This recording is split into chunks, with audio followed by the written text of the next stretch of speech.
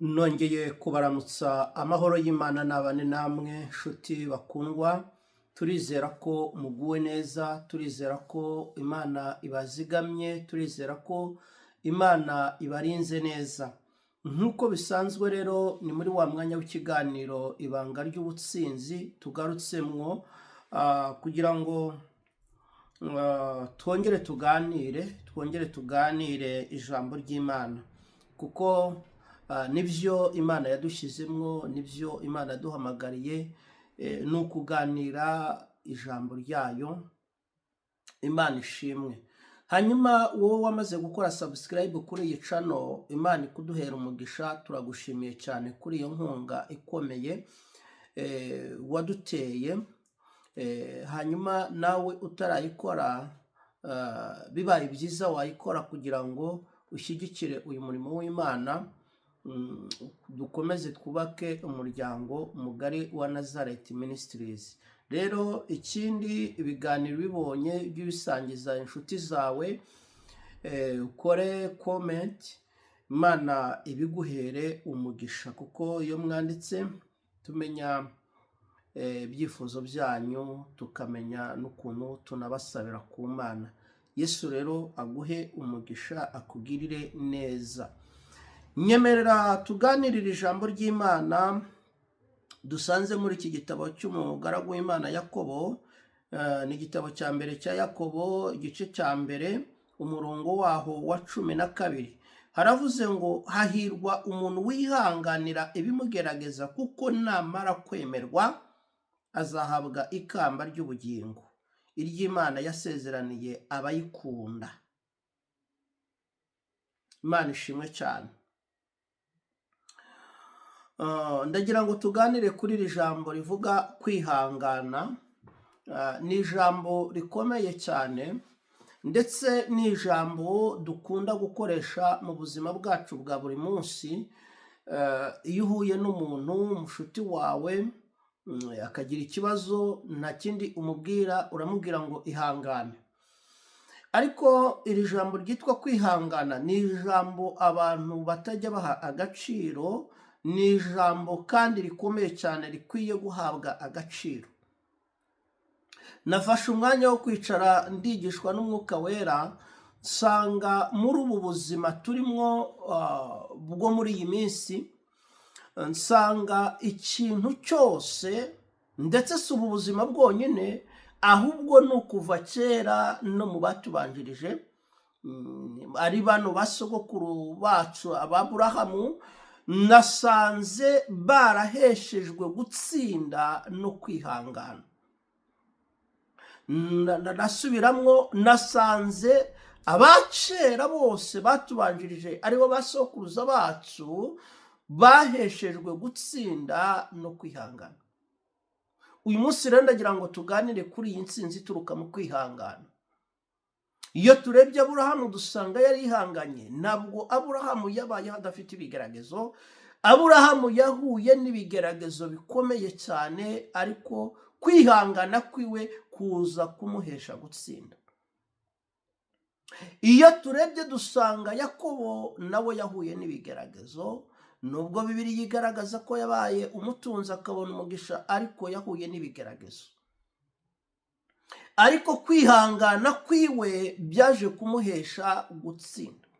Muribuka igihe yakoreraga nyirarume ari we witwa Labani, ngo yamushingiye umugeni utari we, amuha Leya yagombaga kumushingira Rasheli.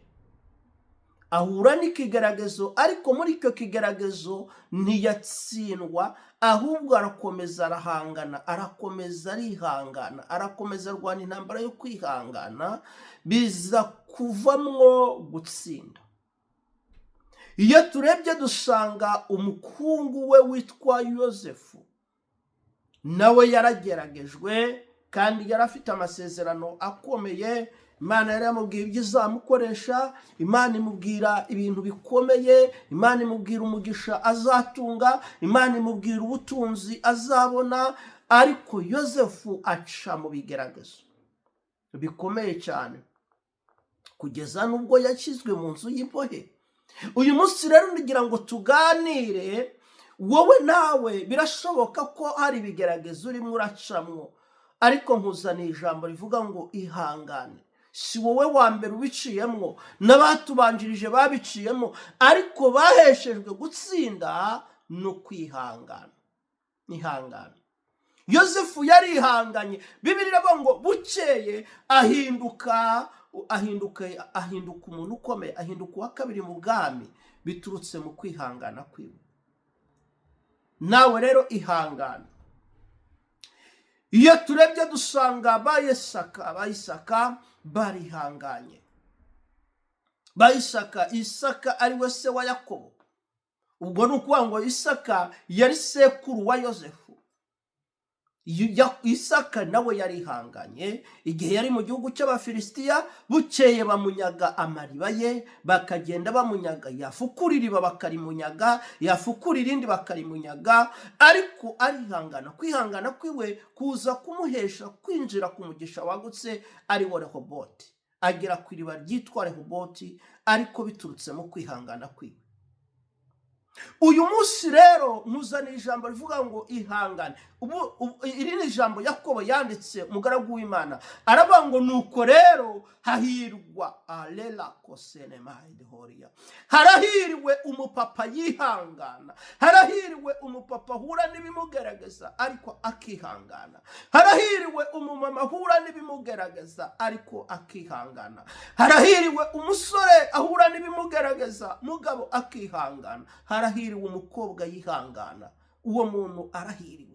Ngo kuko kugeragezwa kuwe nikumara kugera kwa gushitse ku rugero, ngo araza guhabwa icyo bita ibitsibo. Araza guhabwa umugisha uturutse mu kwihangana. Araza guhabwa amasezerano biturutse mu kwihangana. Araza kwinjira muri Kanani ye biturutse mu kwihangana. Araza kujya mu by'Imana muteguriye biturutse mu kwihangana. Nagira ngo nkubaze ngo uri muri ihangana gute? Abantu nibakuvuga ukananirwa kwihangana. Abantu nibakugerageza ukananirwa kwihangana. Birashoboka ushobora gukora ahantu umukoresha akakubera ikigaragazo, ariko ihangane. Birashoboka ushobora kubyara umwana akakubera ikisitaza, ikigaragazo, hari umwana wibyariye, ariko ihangane. Birashoboka urugo washatsemwo uwo mwashakanye yakubera igisitaza, ariko ihangane. Birashoboka bamuvukana terase bonefai bakuderasiria bakugerageza bakakubera igisitaza, ariko lerako selema dehoria. Kuzana ijambo rivuga ngo ihangane.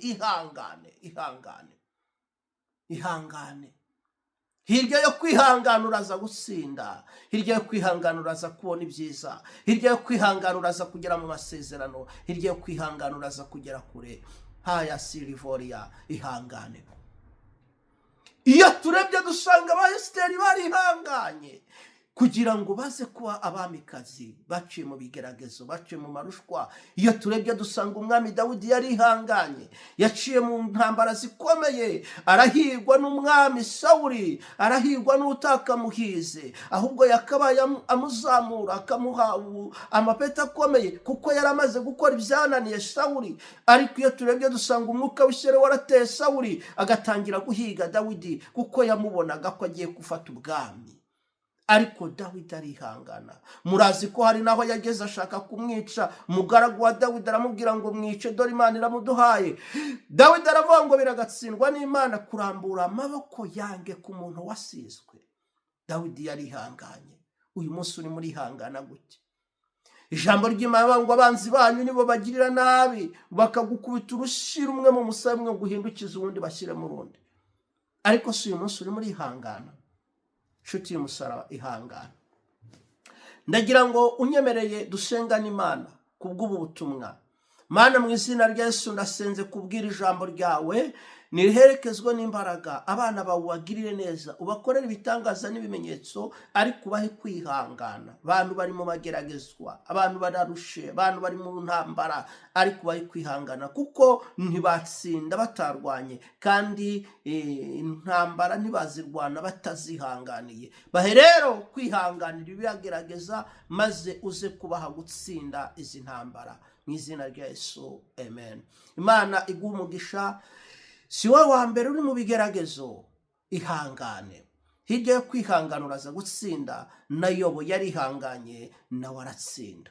Tuvuze abantu bakeya bahuye n'amarushwa ariko bashobora kwihangana. Tuzakomeza ubu butumwa. Yesu aguha umugisha.